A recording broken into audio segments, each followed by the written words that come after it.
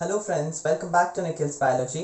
In this video, we will chemistry ஒரு important chapter that is chemical bonding and molecular structure பத்தி தான் படிக்க போறோம்.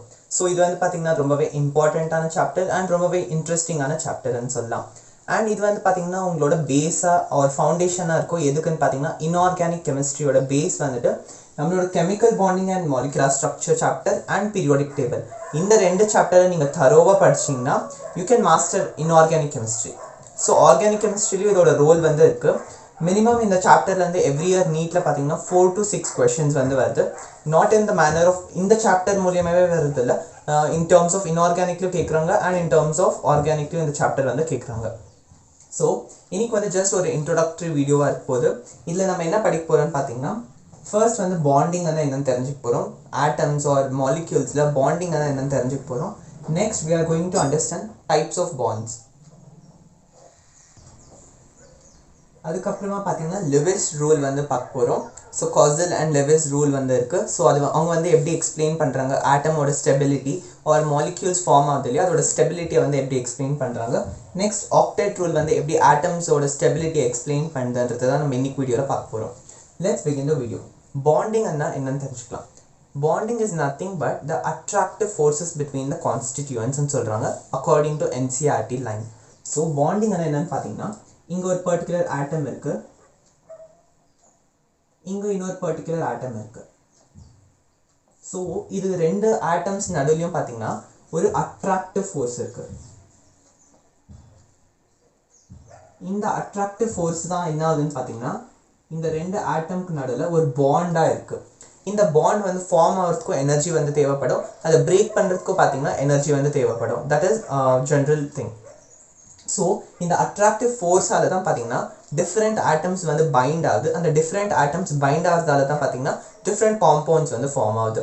ஸோ ஃபார் எக்ஸாம்பிள் இந்த ஆட்டம் வந்து ஒரு ஆக்சிஜன் மாலிக்யூலாக இருக்குதுன்னு வச்சுக்கலாம். இந்த ஆட்டம் ஒரு ஆக்சிஜன் மாலிக்யூலாக இருக்கிறதால இது ரெண்டுத்துக்கும் நடுவில் டபுள் பாண்ட் இருக்கிறதால தான் பார்த்தீங்கன்னா O2 வந்து ஃபார்ம் ஆகுது. That is the most required abundant gas in the world, that is oxygen.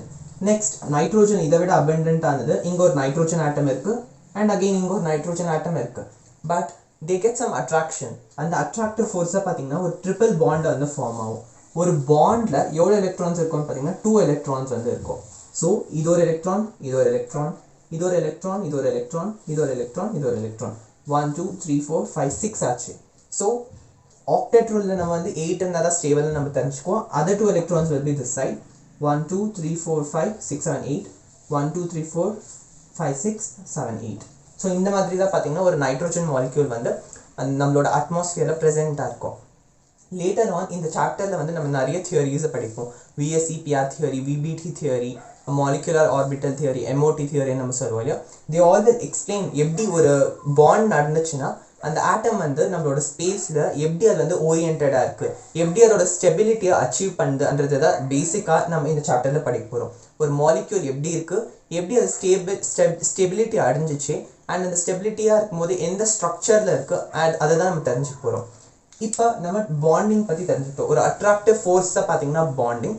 இதில் வந்து பார்த்தீங்கன்னா you can have repulsive force also. எப்போவுமே அட்ராக்டிவ் ஃபோர்ஸ் தான் இருக்கணும்னு கிடையாது. There will be also repulsive force. But இங்கே வந்து பார்த்தீங்கன்னா அட்ராக்டிவ் ஃபோர்ஸ் வந்து ரிப்பல்சிவ் ஃபோர்ஸை விட அதிகமாக இருக்கிறதால தான் ஒரு பாண்ட் வந்து ஃபார்ம் ஆகுது. அதே ரிப்பல்சிவ் ஃபோர்ஸ் அதிகமாக இருந்துச்சுன்னா இந்த ஆட்டம்ஸ் ரெண்டுமே எப்போவுமே பாண்ட் வந்து ஃபார்ம் பண்ணாது. This you must know. Okay, next is types of bond. Types of பாண்ட்ஸில் மேஜராக பார்த்தீங்கன்னா நம்மளோட கோவலண்ட் பாண்ட் இருக்குது, அயானிக் பாண்ட் இருக்குது, and next is our coordinate bond. இது மூணுமே இப்போ நம்ம தெரிஞ்சுக்கலாம். ஓகே, ஸோ நான் இந்த காலம் மாதிரி பண்ணிடுறேன். First is ionic, next is covalent, next is coordinate. இதை தவிர இன்னும் நிறைய பாண்ட்ஸ் இருக்குது. பேக் பாண்டிங்காக இருக்கட்டும், hydrogen bonding, intramolecular hydrogen bonding, intermolecular hydrogen bonding, அதையும் நம்ம இந்த சாப்டரில் தான் படிப்போம். பட் ஜென்ரலாக ஃபர்ஸ்ட் வந்து ionic, covalent and coordinate are the most important bonds. Okay, இப்போ அயானிக் பாண்டில் எப்படி இருக்கும்னு பார்த்தீங்கன்னா ஒரு பர்டிகுலர் ஆட்டம் என்ன பண்ணுதுன்னு பார்த்தீங்கன்னா ஒரு எலக்ட்ரானை கம்ப்ளீட்டாக டொனேட் பண்ணுது. அது வந்து ஷேர் பண்ணிக்கல, கம்ப்ளீட்டாக டொனேட் பண்ணி எனக்கு அந்த எலக்ட்ரானே வேணாம், நான் வந்து உனக்கு டொனேட் பண்ணிடுறேன்ற மாதிரி அந்த எலக்ட்ரானை கொடுத்துடுது. அண்ட் அதர் ஆட்டம் என்ன பண்ணணும்னு பார்த்தீங்கன்னா அந்த பர்டிகுலர் எலக்ட்ரானை ரிசீவ் பண்ணி அது வந்து ஒரு ஆனயானா மாறும். இது கொடுத்ததால இது என்ன ஆகும்னு பார்த்தீங்கன்னா கேட்டயானா மாறும். ஸோ இங்கே வந்து பார்த்தீங்கன்னா அந்த சார்ஜ்ல டிஃப்ரென்ஸ் இருக்கு. இது வந்து பாசிட்டிவ் சார்ஜாக இருக்கு, இது வந்து நெகட்டிவ் சார்ஜாக இருக்கு. So they attract. So opposite charges வந்து அட்ராக்ட் ஆகும் இல்லையா, அதே மாதிரி தான் இந்த ரெண்டு ஆட்டம்ஸுமே பார்த்தீங்கன்னா அட்ராக்ட் ஆகும். இதுக்கு எக்ஸாம்பிள் பார்த்தீங்கன்னா Na+ + Cl- gives NaCl. இப்படி தான் பார்த்தீங்கன்னா இந்த ரெண்டு ஆட்டம்ஸுமே பாண்ட் பண்ணியிருக்கு. So this is just ionic bond. இதில் கம்ப்ளீட்டாக சோடியம் வந்து இந்த மாதிரி இருக்கும். ஃபர்ஸ்ட்டு என்ஏவாக இருக்கும், அதில் வந்து எல்லா எலக்ட்ரான்ஸும் இருக்கும். அது வந்து என்ன பண்ணுதுன்னு பார்த்தீங்கன்னா பாண்ட் ஃபார்மேஷனுக்காக ஒரு எலக்ட்ரானை கம்ப்ளீட்டாக கொடுத்துருது. அண்ட் NaCl ஒரு ஸ்டேபிளான காம்பவுண்டை வந்து ஃபார்ம் பண்ணிக்குது. நான் சோடியமாக இருக்கிறத விட சோடியம் குளோரைடாக இருந்தால் ரொம்ப ஸ்டேபிளாக இருப்பேன்றதால அது வந்து டொனேட் பண்ணுது. ஸோ ஸ்டெபிலிட்டியை தேடி அது என்ன வேணாலும் பண்ணும். So this was about ionic bonding. Covalent பாண்டிங்கில் பார்த்தீங்கன்னா நான் வந்து ஒரு ஆக்சிஜன் மாலிக்யூல் எடுத்துக்கிறேன்.